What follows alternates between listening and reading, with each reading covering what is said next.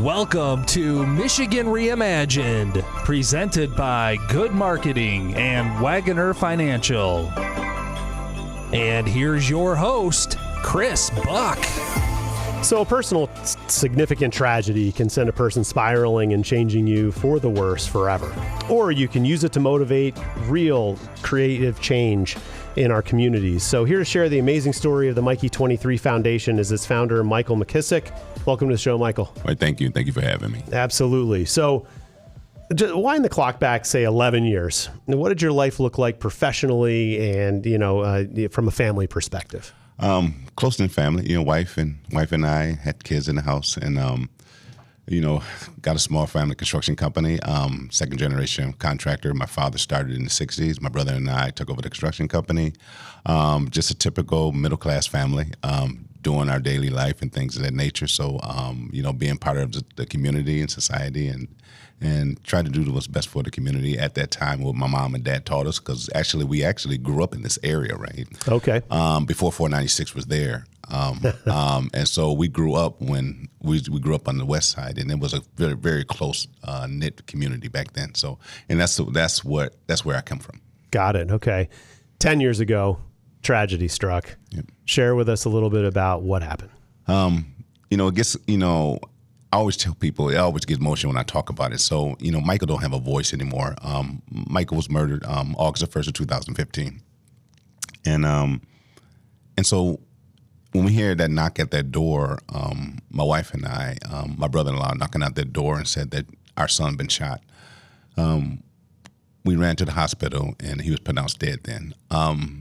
At that particular day, life was not the same and still not the same. Yep. It's not normal for parents to bury a child. Yep. Understood. So, again, I know it's a sensitive topic and we'll get off and talk about the opposite side of all of this, but, how you probably reacted like any family would react in the short term, but I'm more interested in telling the story about how you found a way as a family unit to spin this over into the Mikey23 Foundation and all of the good that you do that we're going to talk about here in a second. Sure. Michael was 23 when he was murdered. That's why it's called the Mikey23 Foundation. His name was Michael, but we called him Mikey. Yep. Again, I have to tell you that that's not normal to bury a child. And, our whole family went to a depression mode and still going through it, still working through it. Because it's, I'm his voice, right? His mother, you'll never see his mother doing these interviews or on TV, only once in the last 10 years, only because it's a different when a mother carry a child, right? It's a mother love, that bond over the 9 months when she's carrying him. I love him too, but a mother's love is very deep versus a father love. And so me trying to carry that load and trying to help my family through that and get counseling through that whole process and still getting counseling through that whole process is a everyday occurrence for us, for sure. Right. Okay. But you turned the corner and decided to honor Mikey's legacy and make him live on forever in good work in our communities. So talk a little bit about the Mikey23 Foundation. What's your mission? What are you trying to get done? Our mission, I'll say our motto, right? Our motto, it says, instead of picking up guns to commit gun violence in your community, pick up a hammer and build up your community. And so we teach kids a building trade. We start them off at the age of 10 years old. Wow. People say, well, why you start them so young? I said, I was on top of a roof at the age of 8. Dad had me on the top of a roof at the age of 8 years old. We can't do that now because of our insurance. We can't do that now, So OSHA. OSHA. They don't play that. We can't do that anymore. So we teach them all the things that we can do on the ground and everything. Electrical, plumbing, HVAC. We teach them all that. We teach them everything about a house and how to rehab a house and how to build a house. And we also teach them, we are building little model houses on a smaller level in the buildings that we have in. And so therefore they know how to build a house from the ground up in that regard. So we teach them how to run a skid loader as well. So all the things that, and it's funny just to see the kids, the growth of them, not knowing anything. I'm telling you, just to see them working with their hands and working with the miter saws and making cuts and putting things together and Not just that, running electrical wire and putting HVAC, putting units together. By all our licensed plumbers, licensed HVAC, and licensed carpentry, and all our licenses coming in. They teach their trades, and it's just to see them. And when we don't have class, or we cancel class, it's they call me up. They say, Mr. Mike, why we not having class? Why we not having class? And so for us, it's Michael never had any kids. So I always look at these as being Mikey's kids, and we have, since we started, we had 200 and something kids that came through the program. Wow. And not just that, we have more programs than that one at the foundation and stuff like that, but we have branched off to doing other things and trying to heal our community and trying to stop some of this gun violence that's going on in our community. Makes a ton of sense. And, you talk about hitting these kids young. Yeah. But you said, you were on a roof at 8, and you can put a hammer in a kid's hand at 10 and try to get the hooks in on that, because they're 10-year-olds with guns. That's right. Right? That's so, right. As early as someone can go down this road, you need to start pointing them down this road. Indeed. And so that's fantastic. So how do they start their engagement with the Mikey23, this whole program? We can talk about all the splinters and the metaphoric and literal probably too, but the foundation itself, but like the training that you've kind of talked about, these kids showing up and learning from, I guess, volunteer licensed tradespeople. Yes. So how do they approach you? I mean, it seems like an 11-year-old kid's not knocking on your door saying, "Hey, I want to join your deal." Like, how do you make it people aware of it, and then how do they start the process? It's word of mouth. A lot of times is, when kids, we supply all their tools. So when kids are, especially in the summertime, because we know that in the summertime there's an uptick in violence, right? Mm-hmm. So we started our summer program some years ago because we wanted to have kids involved in our program so that we can get them something to do. And so when kids was coming home with they have their hard helmet, they have their tool belt, they have their hammer and their measuring tapes, their boots, their safety vest and their glass, they come home and the neighbors see them. They said, "Where are you coming from?" And they said, "Well, we started the Mikey23 program." So it's always a word of mouth. It's a word of mouth.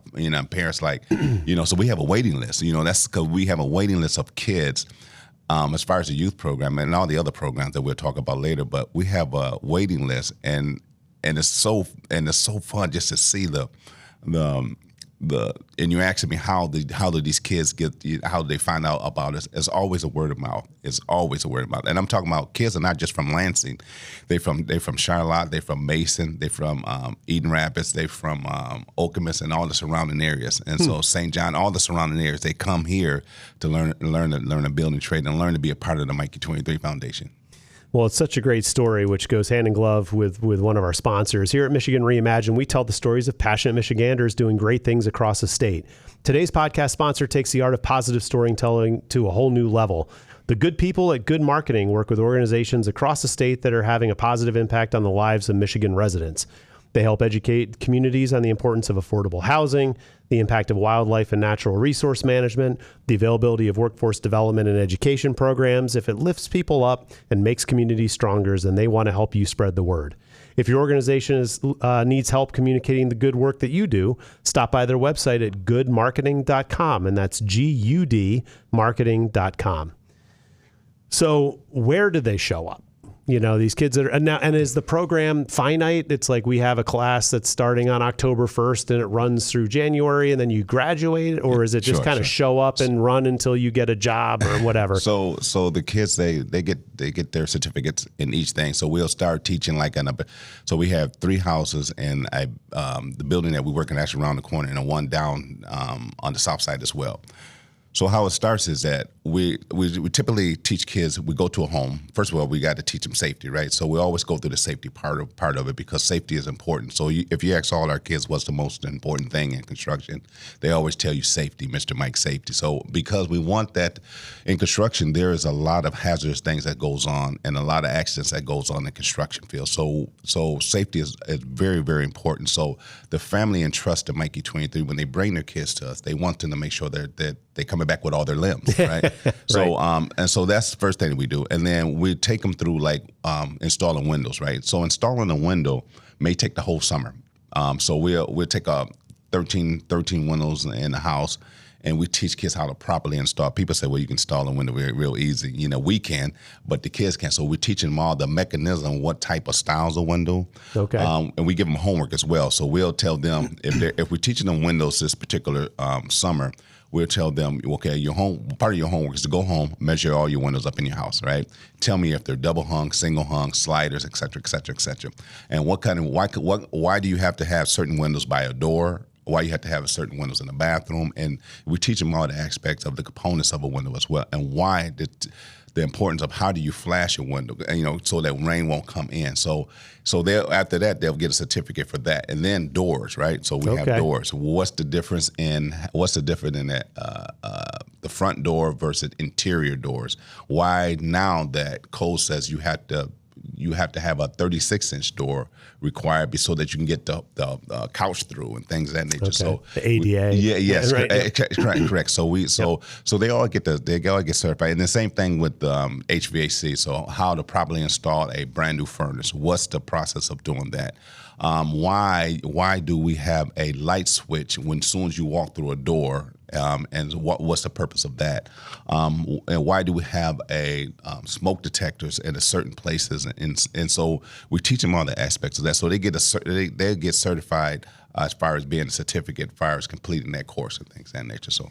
Now, are these certifications that you've kind of created, if they learn it to your standards, you write that up? Or is that do the different trades offer these certifications officially? Well, the different trades do as far as all my subs. They go through their certification part, and they give them that. And then we also do it in our carpentry department, and then we do it as well.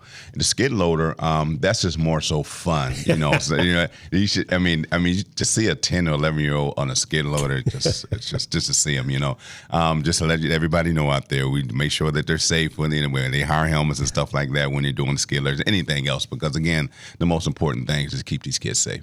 Right.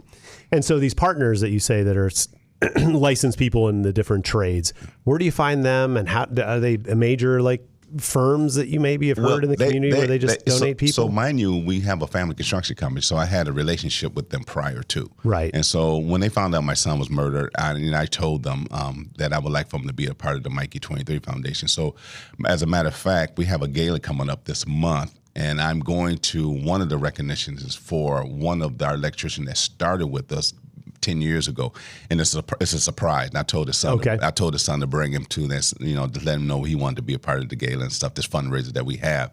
But I told him I want him to attend the gala so that we can acknowledge him and give him a trophy and let him know thank you for being a part of the Mikey23 Foundation. That's fantastic. So if a 10-year-old, 11-year-old, whatever shows up and starts this process. Mm-hmm. There's still going to be 8 years of schooling. Yeah. Do they hang out and do they stay a part of it and then get good enough to start teaching the younger, when they're 15 or 16, they're teaching the new 10 or 11 year olds? So last year we gave award to 3 of our students, and they've been in the program for 5 years. And what they do is they teach when they go through a course. Then a new class come in, I want them to teach them as well. Right. Because they can retain the knowledge. When you teach, the knowledge is retained. Agreed. And so, you have Jameson, you have William, and then you have Bobby. All 3 of these individuals that we gave an award last year. And just to see the growth. And then we had people that came through the program that, and this the funny story I had to tell you about this. This is the funniest story, right? So we had a young man that joined the Mikey23 4 years ago, and so his family is well-to-do. They very well-to-do family, right? They in their professions, and so he joined the Mikey23 Foundation, and supposedly he's supposed to have been an engineer, going to school to be an engineer. But when he joined the Mikey23 Foundation, he loved working with his hand, and he was good. And he started teaching, installing windows, and teaching kids how to install windows properly and stuff. So he's been one of our instructors. Yeah. And so he went home and told his mom and dad, he says, Mom and Dad, I don't want to go to engineering school. No, I want to work with my hands. So his parents called me up, right? He called me up. He says, can we talk to Mr. McKissic? Can we go out and have lunch or talk? I said, sure. I said, our son don't want to be an engineer no more. He wants to work with his hands. And so I gave them the pros of working with your hands. And I explained to them there's a lot of money to be made in trades. There's no debt when you graduate college, and you actually you working right. You start work right away. And so when I got done with the conversation, the father said, "Wow, I can save a lot of money." And so now he's in the trades and the plumbing. Okay. Yeah. So we're plumbing. So we're happy. Those are one of our success stories that we hear when people. And I always tell kids that, listen, you don't have to learn this as a building trade when you come to join the Mikey23 Foundation. I said, however, one day you're going to own your own homes. You can call a contractor like me to do all the work, and I'm gonna charge you, And so I give them a small story about, like, listen, I said, for me to install a front door in a house, a labor cost for a front door, it could take me less than an hour by myself. I says, I charge a minimum of $450, a minimum. It depends if it's difficult. I says, but I can, and they look at me and say, "You make $450 an hour?" I said, you have to perfect your trade. I said, yes, I can. Yes, that's how much I made.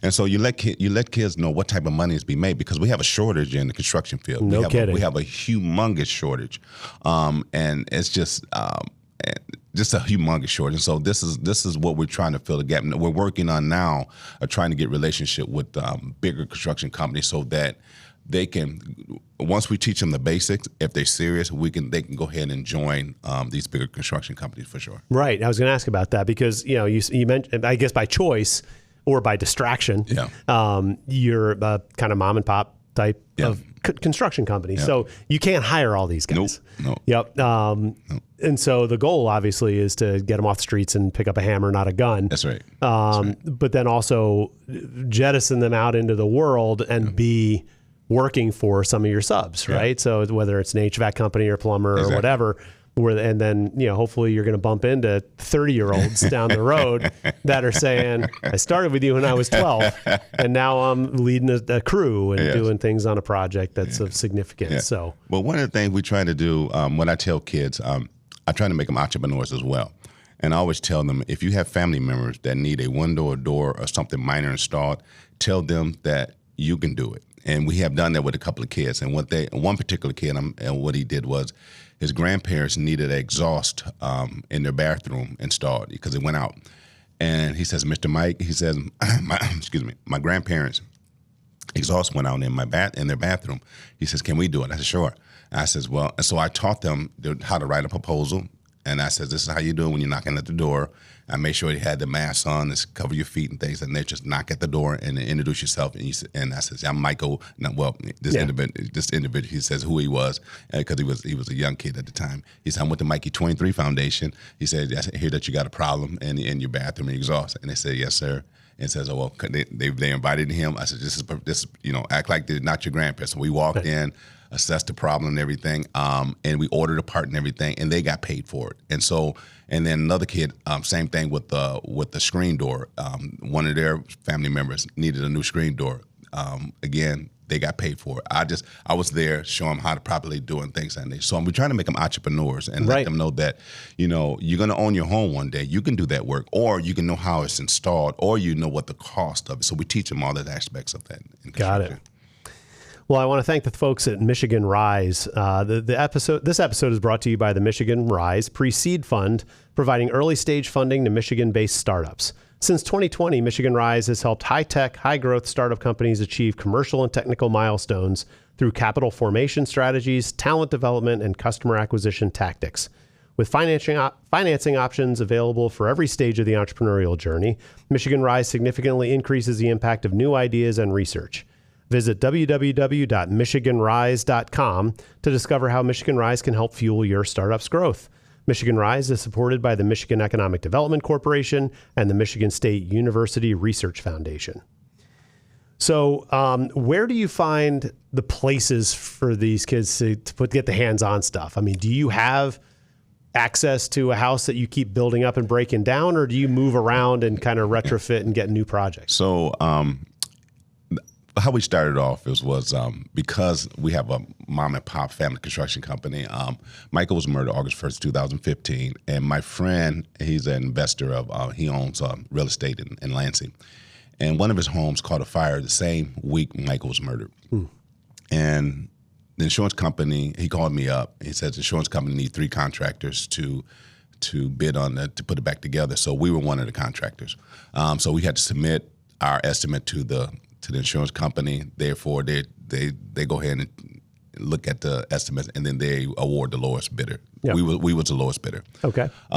I came to the house, looked at it. Mind you, my son was just murdered, so my head is still in the clouds. So I walked up. The adjuster wanted to meet me at the house. I showed up, and I stopped, and I looked at the house, and I told him, I says, this house is not worth putting back together for the amount of money, which was $150,000 at that time. And he looked, he said, let me look. He forgot to look at his policy. You know how they have a total loss on cars? They have total loss on homes.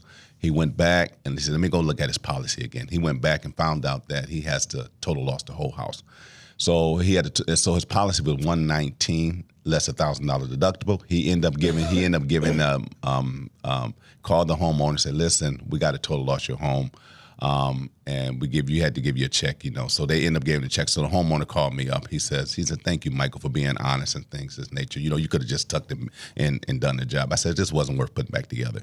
So he hangs up the phone, and we did a candlelight visual for Michael. He sees it on TV. He calls me up. He said, I heard that you're starting a foundation and your son teaching kids a building trade. He said, the city wants me to tear this house down, or I have to put it back together. I said, I'm not doing it. I got a check for $118,000. Yeah, right. So he says, I'd like to donate this house to the Mikey23 Foundation. So that's how we started. And so I have a lot of relationship with all the material holders like Richard Building Supply, Home Depot, and Lowe's, all the box stores. Yep. And then therefore that's how we got our material. So you asked me how we got the homes and stuff like this. This is how one of the homes started. Okay. So the homes we'll finish up, we'll sell them, and then we end up purchasing another home. Even though we go over budget with all our homes because we're there for so period of time. It might take us 2 years to rehab a house because we're teaching. It's a teaching process. But that's how we get the homes, if you're asking that. Got it. Yeah. Okay. So now, how are you funded? Because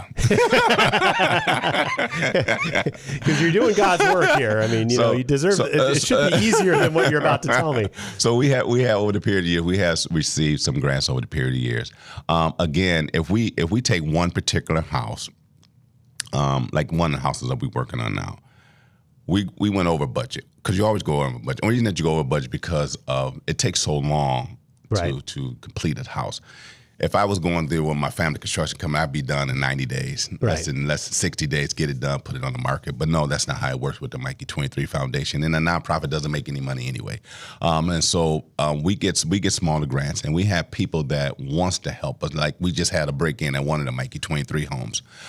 When we had a break-in, it was all on local TV. We had people wanting to donate tools to the Mikey23 Foundation.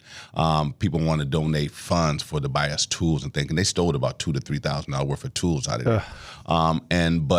It was grateful that the surrounding neighbors are very supportive. They're very supportive. When they see our kids out there, they give us Gatorade, they give us snacks, and they just want to be a part of what we're trying to do in the community. And when we go to a neighborhood and we choose the ugliest house or a house that's on the demolition list, it's the ugliest house on the block. By the time we leave that block, it's the best looking house on the block. There you go. Yeah. And so, do you work with the land bank? So we purchased the house we're working on right now. We purchased from the land bank. We purchased that house from the Ingham County Land Bank, and they have been a partner with us for the last 8 years. Okay. But 7 years, the last 7 years, and partnering with the homes and stuff. So that's the type of homes that we get. But that particular home we're working on now, and that's just a beautiful home.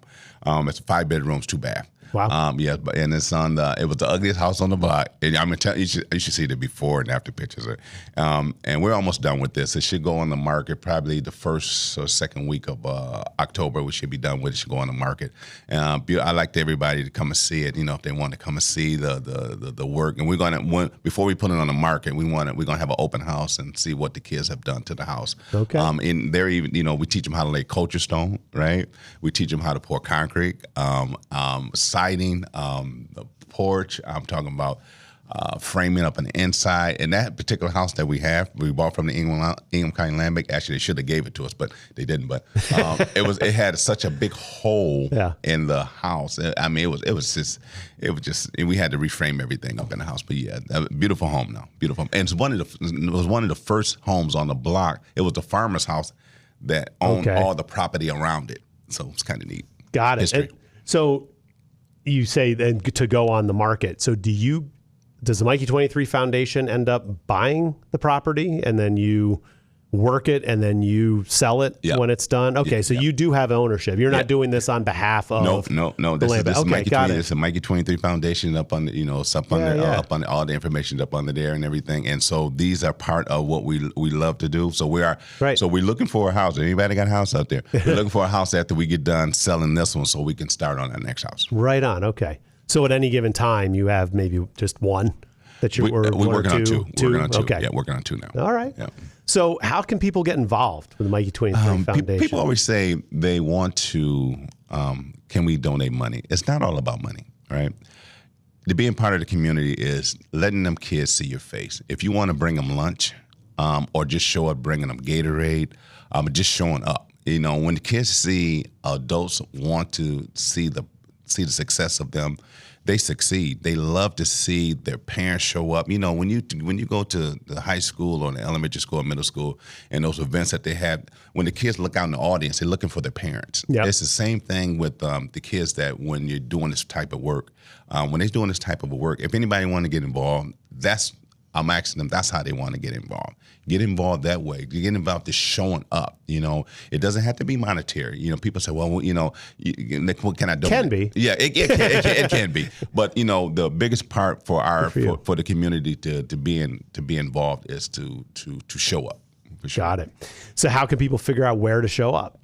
Easy. They can go on our social media. They can go on our webpage. We got all our information there. They can contact us where you guys located at. We would like to show up and just to see the progress of your kids, just to introduce yourself and things. But we also having so this is coming up we're trying to get it in October. So this is letting everybody know.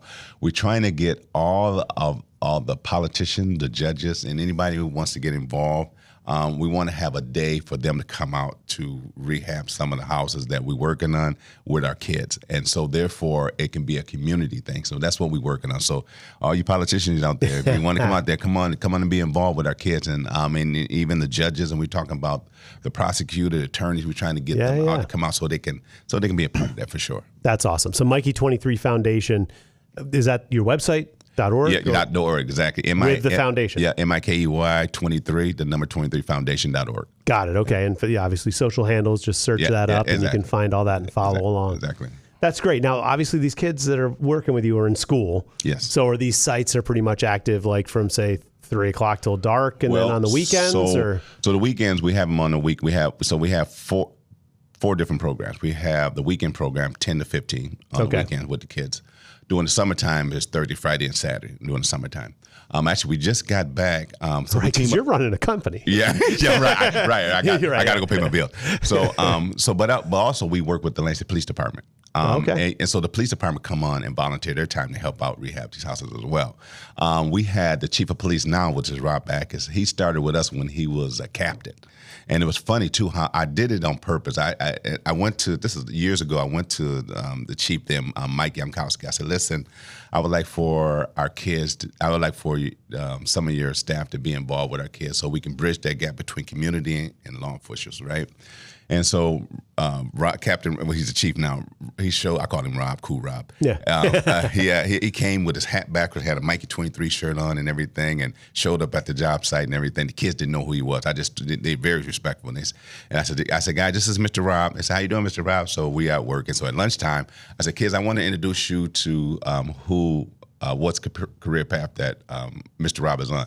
He said, yes, I'm the captain of the Lansing Police Department. The eyes got this big, right? and I did that on purpose, that because some of the kids are not involved or don't know, they don't have that relationship with law enforcement unless it's a bad thing, right? Yep. And so I wanted it to be a good thing. And so we just got back from Six Flags. We chartered a bus, and we all went to Six Flags with about seven Lansing Police Department along with our youth. So that's one program. Then we have an after school program that we have or during school program, and what that is that these individuals they get a credit for coming to Mikey23 Foundation towards their graduation as well. And then we work with Weapons Court with Judge Acolina, with youth are getting in get caught up with weapons and guns and things of that nature. They go through the court system for I think a year or so, and then some of them come to us and we mentor them, we teach them as well. Got it. Yeah. Okay. Heck of a program you've got. Thank you. All based on a miserable circumstance. Yes. And not to end on a down note, but just to be clear, Mikey's murderer has never been found. It's unsolved. It's unsolved. We always put billboards out there. We raise funds for any information leading to arrest. Sherry Jones has did a special numerous of times on Michael's case. Actually, it went national. As far as that concerned, but still no information leading to arrest. We have a saying in Mikey23 Foundation. Strong, if you write it down, strong neighbors involved together create hope. It stands for SNITCH, right? strong. So, and meaning that when we tell kids, if you see something in the community, say something, because as people think we're trying to turn that word snitch upside down, you know? Yeah, sure. Again, strong neighbors involved together create hope. Yep. And we're trying to tell kids, when you want to get involved in something, when you see something in the community, say something to keep our community safe for sure. Good for you. Well, bless you for all the work that you're doing. Thank you for all you do in our community. Sorry, small token for what you've had to deal with, but all of the folks coming through your program are better off for it. So keep up the great work. Thank you for sharing your story. I know these are probably tough conversations to have, but I fell backwards into kind of hearing your story anecdotally and just wanted to really give you a platform to share it in another medium. Well, thank you, Chris. I appreciate it. Appreciate you talking to us, the founder of the Mikey23 Foundation, Michael McKissic. Follow them on Mikey23Foundation.org and on social handles, and all the best to you, and thanks for your work. Thank you for having me. And I'd like to give a final shout out to all of our sponsors. We've got Wagoner Financial, Good Marketing, Triterra Environmental, Keller Williams Advantage and Team, Michigan Rise, Kirk Byron State Farm, and the attorneys at Foster Swift. All fantastic people worth the call. And if you found the show was a one-off, I want to remind you to like and follow Michigan Reimagined on YouTube, Facebook, Apple Podcasts, Google Podcasts, Spotify, iHeartRadio, and pretty much anywhere you find your podcasts. This is Chris Buck signing off for Michigan Reimagined.